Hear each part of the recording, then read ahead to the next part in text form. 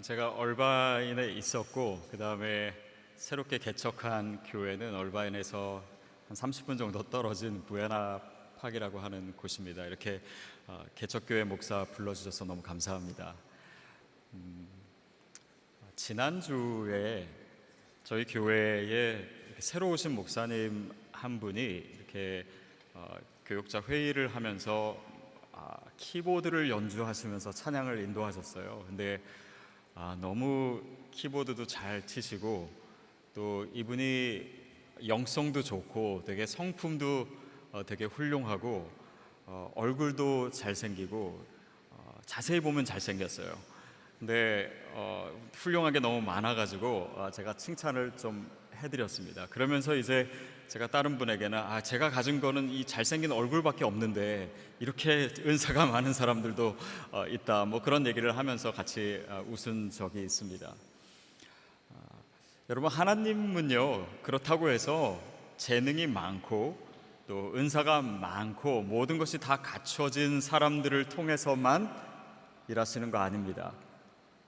하나님께서는 더 놀라운 일을 부족하고 연약한 또 저와 같은 사람들을 통해서도 저는 하신다라고 믿습니다. 그런 의미에서 디아스포라의 삶의 자리가 얼마나 중요한가를 생각합니다. 우리가 주변인처럼 있는 것 같고 사회의 주류가 아닌 것 같고 또 여러 가지 어렵고 또 힘든 상황이 있지만 하나님께서 디아스포라를 통해서 행하실 일들은 우리가 생각하는 것보다 또 기대하는 것보다 더 크고 놀라울 줄 믿습니다.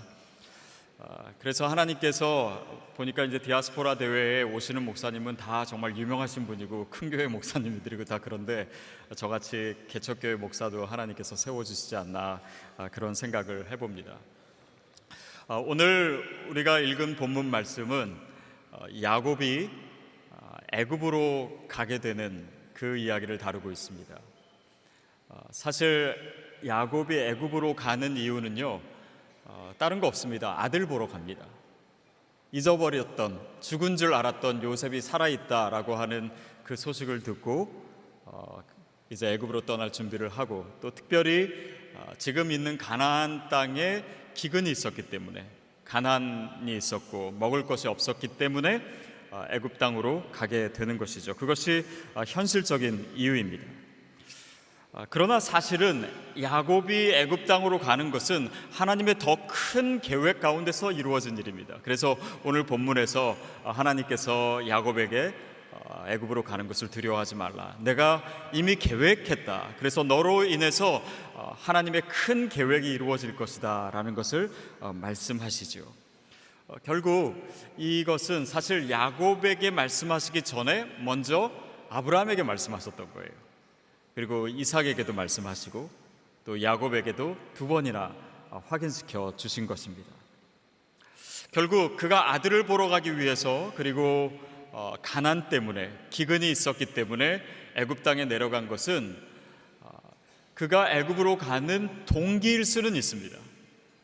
그러나 진짜 이유는 아니에요.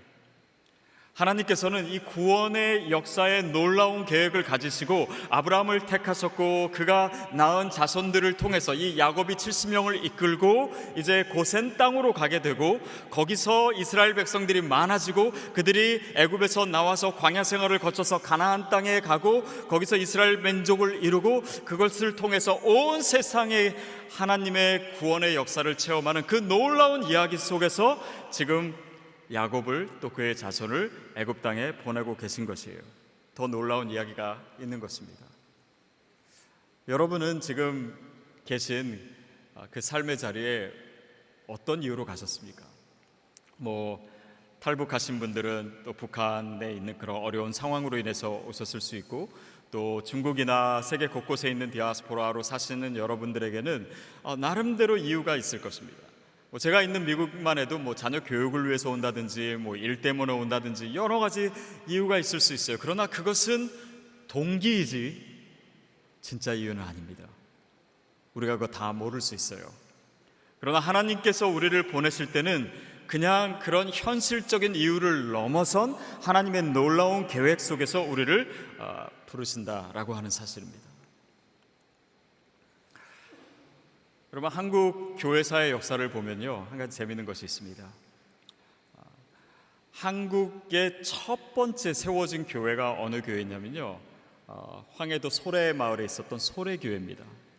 근데 이것이 우리나라에 세워진 첫 번째 교회인데요, 이것이 세워질 때 연도수가 언제냐면 1884년입니다. 근데 재밌는 것은 그 당시에는 한국 땅에 아무 선교사도 없었어요. 보통은 선교사님들이 와가지고 복음을 전하고 그래서 교회가 세워지는데, 한국에는요 교회가 먼저 세워졌습니다. 선교사가 들어오기 전에도. 이게 어떻게 된 일이냐면, 사실은 한국 사람들이 중국 만주에서 장사를 하기 위해서 갔었습니다. 거기에 살고 있던 디아스포라들이 있었어요. 거기 상인들이었습니다.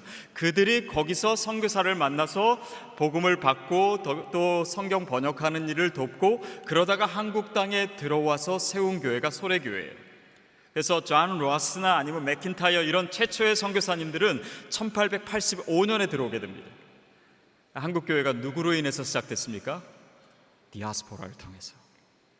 하나님께서 그렇게 작고 연약해 보이지만은 그 흩어진 씨앗들을 통해서 한국 교회를 세우셨고, 지금은 오늘 한국 교회가 있는 것이라고 믿습니다. 결국 하나님께서 디아스포라를 통해서 일하세요.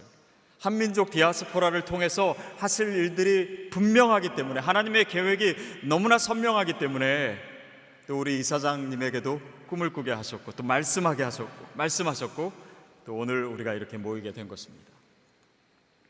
사도 바울의 복음 전하는 걸 한번 보십시오. 여러분, 사도행전을 보면 사도 바울이 보통 이렇게 돌아다니면서 어디 가서 복음 전합니까? 유대인 회당에서 전합니다. 유대인 회당에는 누가 옵니까? 당연히 유대인들이 오지요. 흩어진 유대인들, 디아스포라들이 옵니다. 그러니까 사도 바울은 그들에게 복음을 전하고, 그렇게 복음을 받은 흩어진 유대인들, 디아스포라들은 그 지역에 사는 현지인들에게 복음을 전함으로써 사도행전 역사가 시작된 것입니다. 이것이 하나님께서 디아스포라를 통해서 하시는 일들. 결국 이 하나님의 일, 특별히 한인 디아스포라를 통해서 하시는 일들은 우리가 생각하는 것보다 더 놀랍습니다. 그래서 그것이 바로 전 세계에 흩어놓은 하나님의 네트워크예요. 여러분, 전 세계에 가장 많이 흩어져 있는 민족 중에 하나가 유대인들입니다. 유대인들이 몇 나라에 있는지 아십니까? 제가 한번 자료를 찾아봤습니다. 그랬더니 한 100여 국 정도에 퍼져 있더라고요. 근데 유대인들보다 훨씬 더 많이 퍼져 있는 사람들이 누구냐면 중국 사람들입니다. 세계 어딜 가나 중국 사람 없는 곳이 없어요. 한 150여 개국에 있습니다. 근데 한국 사람들은 몇 나라에 있다고요? 얼마 전에 외교부 통계가 새로 나왔습니다. 지금 180개국에 750만이 넘는 한인 디아스포라들이 퍼져 있습니다. 왜 이렇게 조그만 나라 사람들을 하나님께서 이렇게 많은 나라에 흩으신 것일까요? 여러분, 유대인들은요 가는 곳마다 뭘 만듭니까? 회당을 만듭니다. 중국 사람들은 가는 곳마다 뭘 만듭니까? 중국 식당 만듭니다. 한국 사람들은 가는 곳마다 뭘 만듭니까? 교회 만들어요. 왜 그렇습니까? 여러분, 이민의 역사가 1903년도에 하와이 사탕수수 밭에 보낸 것이 예전에 중국에 장사하러 가시는 분은 있겠지만 본격적인 이민의 시작은 바로 1900년대 초입니다. 그 당시에 뭐가 있었습니까? 한국 교회에 엄청난 부흥이 있었어요. 1907년이 정점입니다. 그래서 그 부흥운동을 통해서 예수님을 믿게 된 그 뜨거워진 열정을 가지고 이들이 이민자가 된 거예요. 흩어지게 된 것입니다. 그러니까 하와이 사탕수수밭에도 그렇고 거기에 목사님들이 많았고, 그리고 믿는 신자들이 대부분이었어요. 가는 곳마다 교회 짓는 것입니다. 거기에는 분명한 하나님의 목적과 계획이 있는 것이었어요. 결국 한인들을 180개국에나 흩어지게 하신 이유는 복음 전도를 위한 하나님의 네트워크예요. 이것을 우리가 알아야 됩니다. 근데 많은 이민자들을 보면요, 특별히 우리 자녀들 1.5세, 2세 이렇게 가면서 자라면서 자기 정체성에 대해서 고민이 많아요. 내가 한국 사람인지, 내가 미국 사람인지, 내가 한국 사람인지 아니면 중국 사람인지 아니면 러시아 사람인지. 근데 한인들과 있으면 나는 좀 다른 것 같고, 또 현지 사람과 있으면 또 다른 것 같고, 정체성에 혼란이 있어요. 그래서 나는 무슨 중간 존재도 아니고 내 정체성은 왜 이렇게 불분명한가, 그런 고민을 하는데, 아닙니다 여러분. 1.5세나 2세나 3세나 그런 이민자들의 정체성은요, 디아스포라예요. 디아스포라는 뭡니까? 선교사입니다. 하나님께서 이 선교를 위해서 보내신 거예요. 그것이 우리의 사명입니다. 그것을 모르고 그냥 무슨 아메리칸 드림이든지 아니면 내 삶의 자리를 원망하든지, 그래서 그런 불평과 원망 속에서 자기의 정체성마저 흔들려 버린다면 우리야말로 가장 불쌍한 존재가 되는 것입니다. 저는 저와 여러분이 선교사로 하나님이 부르신 자임을 믿습니다. 그것이 우리의 분명한 소명이에요. 그래서 오늘 우리에게 그 목표가 분명하게 돼야 되고, 특별히요 한국 사람은요 목표가 생기죠. 그러면 그 목표를 이루는 사람입니다. 제가 영국에 있을 때 저를 가르치셨던 교수님이 저를 보면서 그런 얘기 하셨어요. 내가 한국 제자가 몇 명 있었는데 한국 사람의 특징이 뭐냐면 목표가 있으면 그것을 어떻게든 반드시 이루더라. 그게 그분의 한국 사람에 대한 인상이더라고요. 이미지더라고요. 정말 그런 것 같아요. 제가 몇 년 전에 저희 교회, 제가 섬기던 교회에 출석하고 있는 리키 킴이라고 하는 형제님을 통해서, 그 형제님은 한국에서 유명한 연예인이었습니다. 근데 굉장히 운동을 잘해요. 그 형제님한테 제가 몇 달 동안 운동을 배운 적이 있습니다. 근데 그때 뭘 배웠냐면, 여러분 스쿼트이라고 아십니까? 스쿼트? 이렇게 무릎을 굽혔다가 다시 올라왔다가 하는 거예요. 근데 그거를 어떤 식으로 가르치냐면 20초를 하고 10초 쉬고, 20초를 하고 10초 쉬고, 그렇게 해가지고 5번을 연속으로 하는 거예요. 근데 그때 제가 처음 할 때 이렇게 굽혔다가 올라왔다를 67개 했습니다.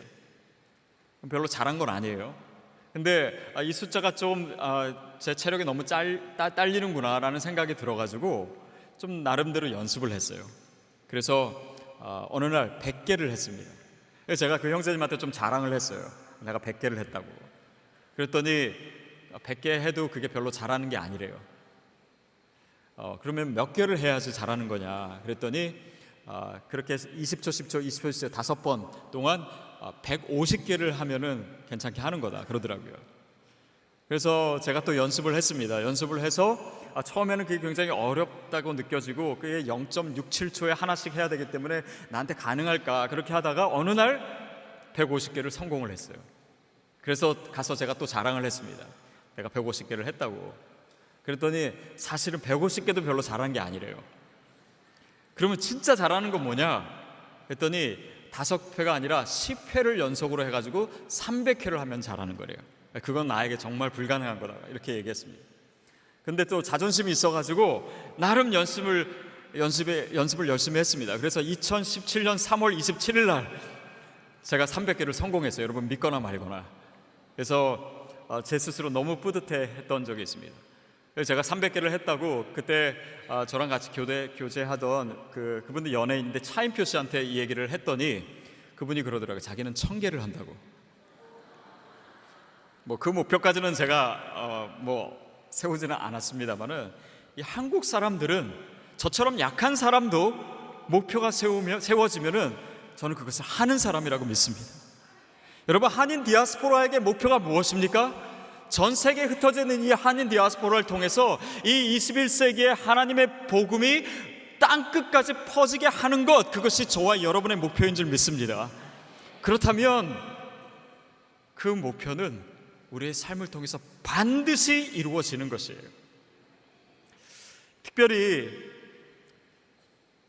야곱이 고센 땅으로 갔을 때를 보면은 이 고센 땅은요 굉장히 의미가 있는 땅입니다.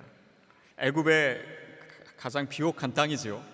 근데 그 비옥한 땅에서 이스라엘 백성들이 어떻게 지내냐면요, 첫 번째는 그 고센 땅이 북쪽에, 이스라엘 북쪽 경계선에 있어요. 그래서 그 근처에는 애굽 사람들이 많이 살지 않습니다. 더구나 당시는 이 애굽이 세계에서 가장 큰 강대국이기 때문에 외세의 침략도 적었어요. 그리고 애굽 사람들은 유목민들을 싫어했습니다. 그렇게 해서 생긴 결과가 뭔지 아십니까? 이스라엘 사람들이 애굽 사람이나 다른 민족과 섞이지 않을 수 있도록 하나님께서 배려하신 거예요. 결국 그들은 거기서 400여 년을 지내면서 숫자도 많아졌을 뿐만 아니라 야훼 신앙, 하나님을 섬기는 그 믿음의 순수성을 거기에서 유지했습니다. 그게 디아스포라의 굉장히 중요한 메시지예요. 물론 우리가 알듯이 그들은 거기서 400년 동안을 있으면서 노예살이를 했습니다. 굉장히 고생했어요. 이민자의 자리는요, 사실은 굉장히 고생스럽습니다. 저도 얼마 전에 저희 교회 성도님들께 좀 물어봤어요. 여기 이민 오신 분들 중에서 고생 한 번도 안 하신 분 있냐고. 아무도 안 들더라고요. 여러분 어떻습니까? 여러분 이민 오셔서 고생 한 번도 안 하셨습니까? 고생 한 번도 안 하셨다 하신 분 한번 손 들어 보실래요? 지금 들면은 다들 째려보기 때문에 아마 드시는 분은 없을 거예요. 그렇습니다. 이민자의 삶의 자리는 워낙 어려운 것입니다. 그러나 그 고생이 의미 없이 생고생이 될 수도 있지만 목표가 있을 때는요, 그 목표를 이루는 에너지가 됩니다. 여러분, 한국 사람들이요, 디아스포라에서 삶의 자리에서도 그렇지만 한국의 역사를 보면 최소한 980회 이상의 외세의 침략을 받았습니다. 고생이 많은 민족이에요. 그러나 이것이 그냥 단지 의미 없는 고생이 아니라 어떤 중요한 목표가 주어졌을 때는 그 목표를 이루는 에너지가 되는 것이에요. 저는 그 목표가 디아스포라 선교라고 믿습니다. 결국 그것을 위해서 우리가 훈련받는 시간이 필요했던 것이에요. 인내가 필요했던 것입니다. 그 비전을 성취할 수 있는 영적인 에너지가 필요했던 것이에요. 결국 야곱이 고센 땅에 살게 된 것은요, 디아스포라 삶의 시작입니다. 복음을 위한 삶의 시작이에요. 하나님의 크신 계획 가운데서 그 놀라운 역사가 이미 시작된 것입니다. 결국 디아스포라는요, 우리의 삶의 본질 자체가 그리스도의 복음을 전하는 것입니다. 아멘. 저는 목회를 하면서 왜 성도님들이 잘 변하지 않을까? 왜 10년 되고 20년 되고 평생 동안 신앙생활을 했는데도 우리의 삶이 잘 변하지 않을까? 그런 고민 많이 했던 적이 있습니다. 그런데 제가 지금 와서 한 25년 지난 지금 와서 비로소 깨닫게 되는 그 중요한 단 한 가지 이유가 있다면 그것은 복음 전하지 않기 때문이에요. 여러분, 예수 그리스도의 복음은요, 우리 안에 들어오면 이것 자체가 생명력이기 때문에 전해질 수밖에 없습니다. 그런데 이것을 내 내면의 것으로만 삼고 그것을 개인화시키고 내 안에만 머물게 하면요, 이것은 어떤 형식으로든 왜곡되게 되어 있습니다. 나태한 신앙이 되든지 아니면 성공주의적인 신앙이 되든지, 내가 정말 복음 전하는 자로 선교사로 살지 않으니까 내 삶에 대한 크리스찬으로서의 긴장감도 없어지는 거예요. 편하지 않는 것입니다. 저는 평생을 신앙생활을 한다고 하면서 특별히 목사가 되고 나서 정말 하나님 앞에 부끄러운 것이 제가 지난 시간 동안 별로 복음을 안 전하고 살았더라고요. 믿지 않는 사람들을 만나지를 거의 못했어요. 그리고 그것이 어쩔 수 없다라고 생각했습니다. 그런데 지금 와서 이제 정말 이 비전을 가지고 복음을 전하면서 살다 보니까 제가 믿지 않는 사람들을 안 만나는 것이 아니었어요. 왜냐하면 내가 선교사라고 하는 의식이 없으니까 그들이 보이지 않았던 것입니다. 결국 우리가 영적으로 살아나는 방법도 복음을 전하는 것이에요. 우리 삶에 바뀌어야 되는 것입니다. 저는 지금 이번으로서 이 디아스포라 대회를 6번째 참여하는 것입니다.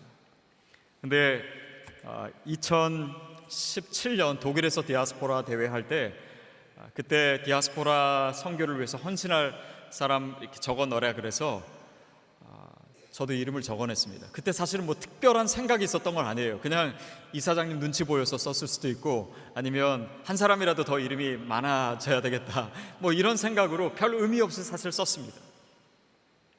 그리고 그 디아스포라 대회를 마치고 제가 안식월이 있어서 하와이에 갔다가, 이게 제가 작년 디아스포라 때 나눈 내용이긴 한데, 거기서 화산에서 사고를 당하고 고립을 당해서 극적으로 구조되었습니다. 그리고 하나님께서 제 삶을 흔들어 놓으셨어요. 그리고 그 다음에 이렇게 개척하게 됐습니다. 디아스포라 선교를 위한 교회로. 여러분, 그래서 하나님께서 계획을 가지신 일들은요, 우리의 기대와 우리의 계획을 뛰어넘어서 하나님께서 분명히 이루십니다. 그 전까지는 제가 이 대회에 참여하면서조차, 그리고 이런 메시지를 전하면서조차 이 비전이 진짜 저의 비전이 되지는 못했던 것 같아요.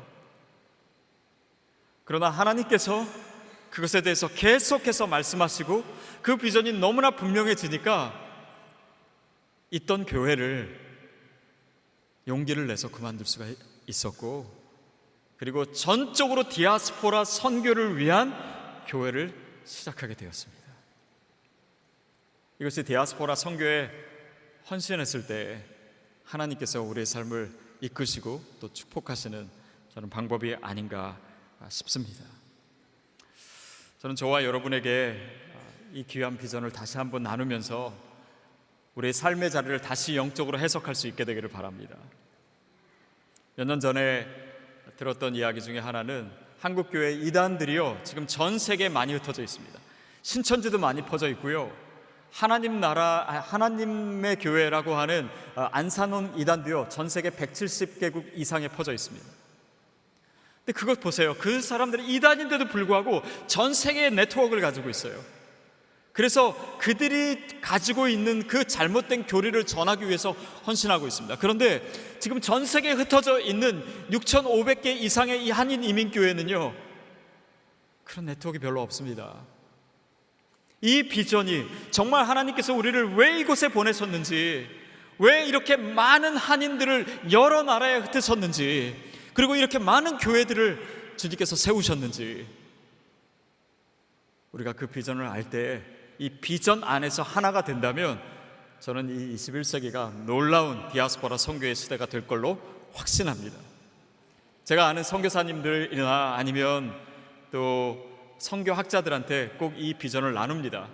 그러면 한 명도 제외하지 않고 동의하는 것이 뭐냐면 21세기 선교의 비전은, 또 키워드는 디아스포라입니다.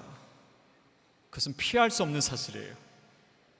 저에게는 이것이 우리에게 주어진 시간이 한 100년 정도라고 생각합니다. 지난 100년은 우리가 그곳에서 서바이브 하기에 벅찼던 그런 시간이었고, 근데 또 앞으로 100년이 지나면 우리의 자녀들이 한국 사람으로서의 정체성을 훨씬 더 잃어버릴 것이기 때문에 어쩌면 우리에게 주어진 시간은 정해져 있습니다. 그렇다면 오늘 우리가 이 시대를 살아가는 한인 디아스포라에게는 분명한 책임감이 있습니다. 피할 수 없는, 거부할 수 없는 책임감이에요. 그래서 하나님께서 어떤 동기로 저와 여러분을 이곳에 보내셨던, 아니면 우리가 살고 있는 그 디아스포라의 현지에 보내셨던, 하나님의 뜻은 분명히 이루어집니다. 문제는 내가 그곳에 참여하는가 참여하지 않는가, 아니면 구경꾼으로 있는가 합니다. 저는 우리가 이 놀라운 하나님의 역사를 구경만 하는 그런 비극적인 크리스찬으로서 남지 않기를 바랍니다. 그렇다면 우리가 어떻게 복음을 전하는가? 물론 우리가 옆에 있는 분에게 사형리를 읽어줄 수도 있고 복음을 전할 수도 있습니다. 그런데 그 특별히 은사를 가지신 분들은 그런 식으로 정말 많은 복음을 전하지만은 대부분의 우리에게 주어진 이 선교적 방법은요, 내가 복음대로 사는 것입니다. 복음대로 사는 것이. 그래서 내 주변에 있는 사람들이 내가 사는 모습을 보면서 내 삶에 있는 그들이 가지지 못한 이야기에 대해서 질문할 때까지 그렇게 복음대로 사는 것입니다. 그들을 사랑으로 섬기는 것입니다. 그들이 없는 이 소망 가운데 거하는 것입니다. 그래서 questionable life, 그들이 질문을 가질 수밖에 없는 삶을 살게 되면 그들이 우리에게 대해서, 복음에 대해서 질문하게 되어 있어요. 저는 그것이 선교적 삶이라고 믿습니다. 그것이 디아스포라의 삶이에요. 어쩌면 우리는 그냥 순례자의 삶을 사는 사람들입니다. 그렇기 때문에 이 땅이 우리가 돌아갈 곳이 아니에요. 그것을 알기 때문에 그 사명을 가지고 내 눈에 보이는 것, 이 세상의 가치에 내 마음을 다 실어서 사는 자가 아니라 영원한 나라의 상급을 기대하고 또 바라보면서 오늘을 이겨내며 우리에게 주신 사명을 감당하는 사람들입니다. 그 디아스포라의 비전, 복음 전달자로서의 그 아름다운 소명을 이 대회를 통해서 다시 한번 가슴 뜨겁게 우리 모두가 품을 수 있게 되기를 주님의 이름으로 축복합니다. 제가 기도하겠습니다. 하나님 아버지, 주님께서 약하고 또 사회의 주변인과 같은 디아스포라를 통해서 하나님의 놀라운 일을 하시니 주님의 은혜와 또 주님의 계획에 주께 감사드리고 주님을 찬양합니다. 하나님, 여기에 주님이 부르신 디아스포라들이 있습니다. 이들을 통해서 하나님이 하실 일들은 우리가 기대하거나 꿈꾸던 것보다도 훨씬 더 크고 놀라운 것인 줄 믿습니다. 하나님, 우리가 여기 있습니다. 우리를 보내주시옵소서. 주님이 쓰시기에 편한 그릇 되기를 원합니다. 그래서 전 세계 180여 개국에 흩어져 있는 디아스포라들이 주의 복음을 가지고 그 복음적인 삶을 삶으로 인해서 사도행전에 나타났던 그 놀라운 복음의 역사가 바로 우리의 시대에 이 21세기에 일어나는 것을 우리가 목도할 수 있도록, 그 하나님의 놀라운 역사에 우리가 참여할 수 있도록 우리를 사용하여 주시옵소서. 감사드리며 예수님의 이름으로 기도하옵나이다.